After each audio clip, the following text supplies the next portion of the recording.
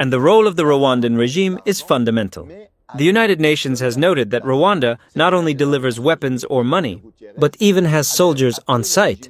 Secretary General of the United Nations, Antonio Guterres, has also called on the Rwandan regime in Kagame to stop supporting the M23 and to withdraw from the territory of the Democratic Republic of the Congo, because it is really a violation of the sovereignty of the Congo and international law.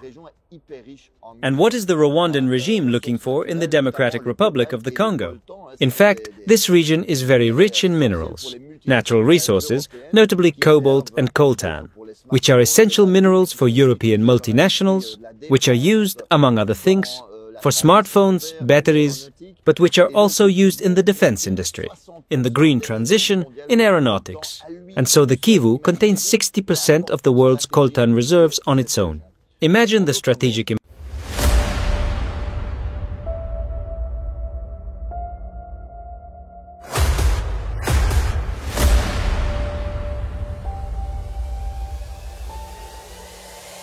This is the journey to one Africa.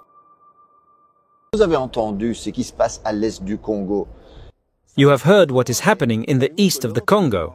It may seem far away, but did you know that Europe plays a direct and deadly role there? 008. So let's start at the beginning. In the east of the Congo, in Kivu, the border with Rwanda, the war caused about 6 million deaths. Some estimate that half of these deaths would be children, imagine. So today, we are mainly talking about the so-called rebel group, the M23, which destabilizes the region. And in fact, with the help of Rwanda, this group now occupies part of the Congolese territory. And the role of the Rwandan regime is fundamental.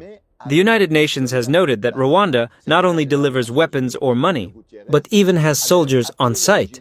Secretary General of the United Nations, Antonio Guterres, has also called on the Rwandan regime in Kagame to stop supporting the M23 and to withdraw from the territory of the Democratic Republic of the Congo, because it is really a violation of the sovereignty of the Congo and international law. And what is the Rwandan regime looking for in the Democratic Republic of the Congo? In fact, this region is very rich in minerals, natural resources, notably cobalt and coltan, which are essential minerals for European multinationals, which are used, among other things, for smartphones, batteries, but which are also used in the defense industry, in the green transition, in aeronautics. And so the Kivu contains 60% of the world's coltan reserves on its own. Imagine the strategic importance of this region. In other words, the war, the massacres, the destabilization to the east of the Congo suits those who want to steal natural resources from the raw materials of the Congo. And unsurprisingly, a group of experts from the United Nations noted that in 2023, Rwanda recorded an unprecedented increase in its exports of coltan, an increase of 50% compared to the previous year.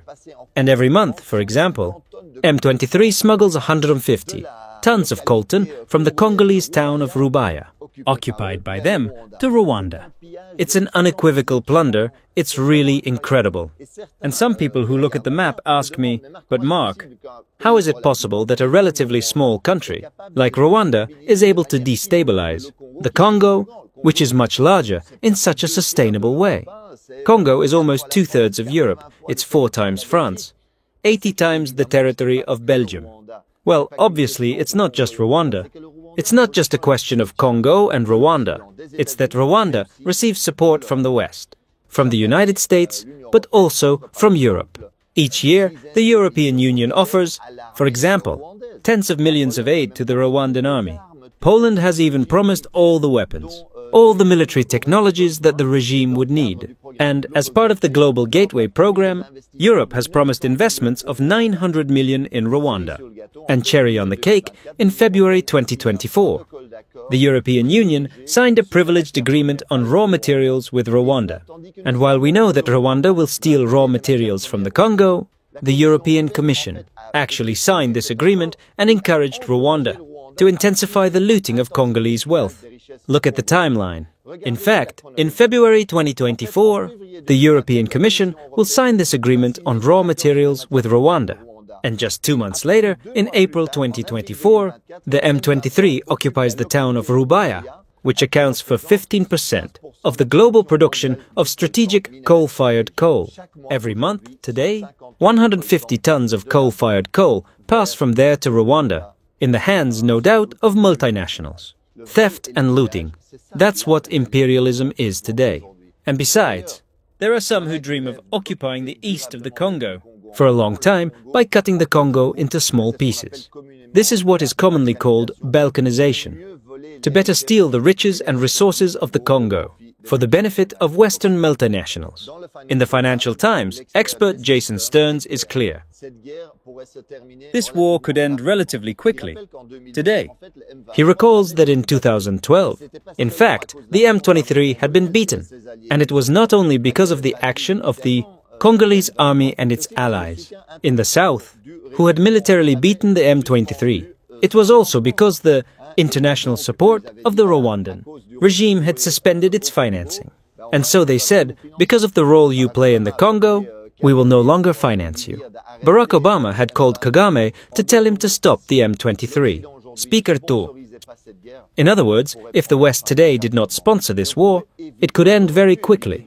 And we could have already avoided many of these deaths, many of these innocent victims today in the Congo. Imperialism today, the real face of foreign and European commercial politics in Africa. That's it. And when Russia invades Ukraine, the European Union talks about international law. Fairly, but when its Rwandan ally, via Congolese sovereignty, commits massacres, as when Israel occupies Palestine, Lebanon, Syria, the European Union puts itself on the side of the aggressor. So today, let's put pressure on European leaders, because it is not acceptable that Europe plays this role. So it is possible today to put pressure. It is necessary for Europe to stop its complicity with crimes on the ground. So let's send a message to Ursula von der Leyen, President of the European Commission, or to the Minister of Foreign Affairs of the European Union, Kaja Kallas. Send them a message through social networks, send them this video. And, in addition, mobilize in the street, because we must put pressure on our governments.